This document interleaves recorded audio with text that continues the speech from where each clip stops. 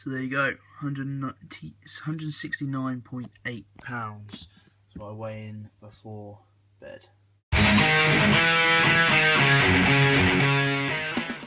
So I've just finished shopping for my morning breakfast for tomorrow, Saturday.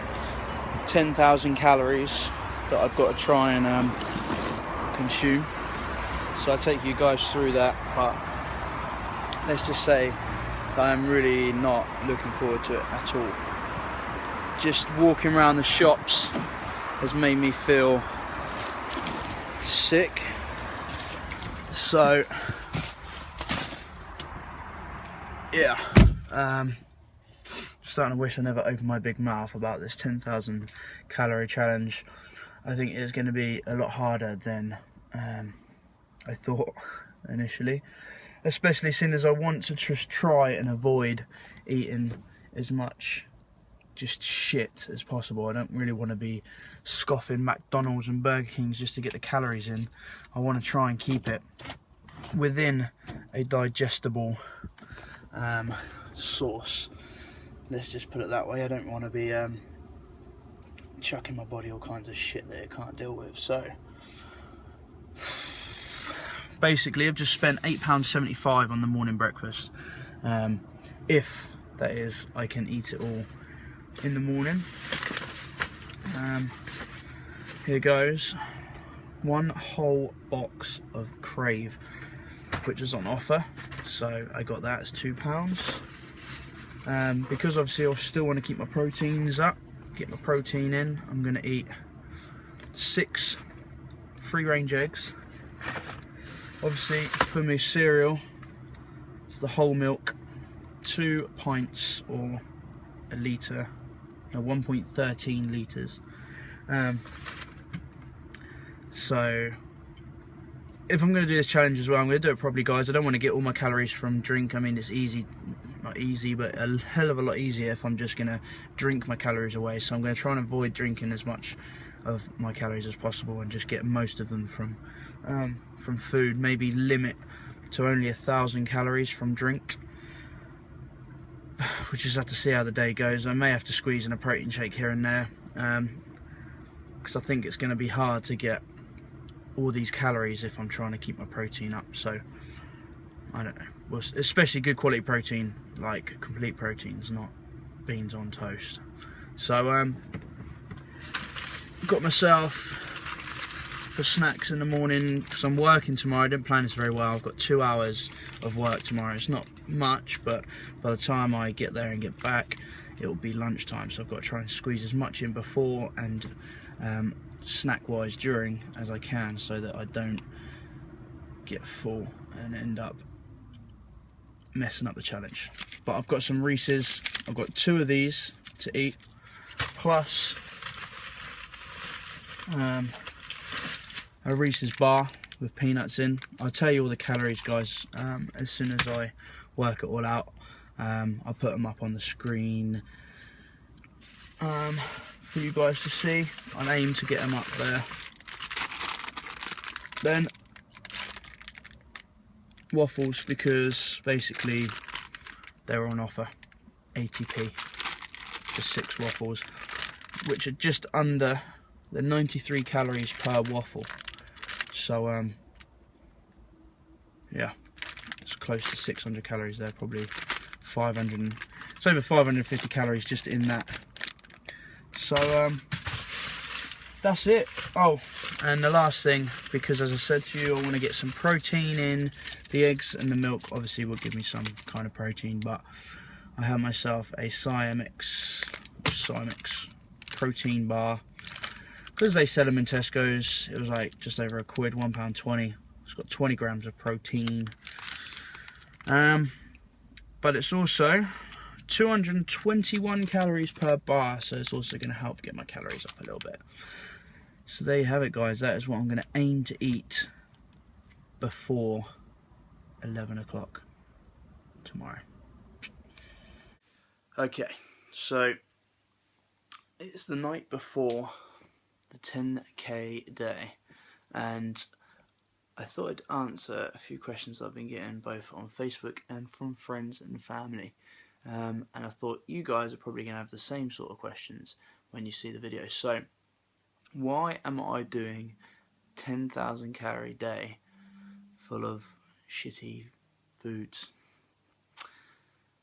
Two reasons. The first one is because I am stupid, and I said I would do it. The second reason is because that's the challenge.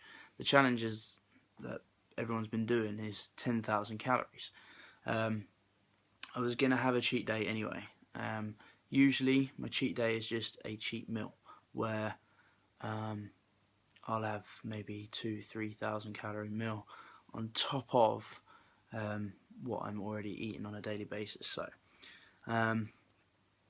the reasons behind a cheat meal and the reasons they work is because only work obviously when you're on a calorie controlled / restricted diet.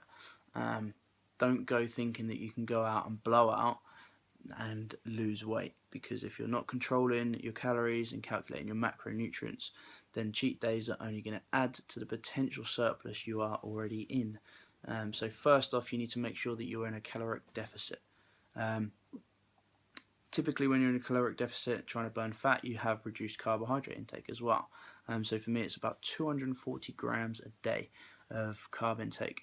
So the science behind a cheat day, here we go. Once you reduce your calories, over time your body starts to adapt and realise that you're in a calorie deficit. It doesn't want to be expending any more energy than it has to, so therefore your metabolic rate will start to decrease in order to match the caloric intake. So if you stay in that deficit for a long period of time, you are just going to cause metabolic damage and reduce your metabolism. So a cheat day, the first and most obvious, a cheat day / meal helps make your body and metabolism realize that actually it's fine. You don't need to slow down. I'm going to get this influx of calories. I've got to sort myself out, because if I slow down I can't digest that, what he's just eaten. So therefore it helps keep your body, your metabolism working at a higher rate. The second reason is that when you decrease carbohydrate intake, you therefore decrease insulin.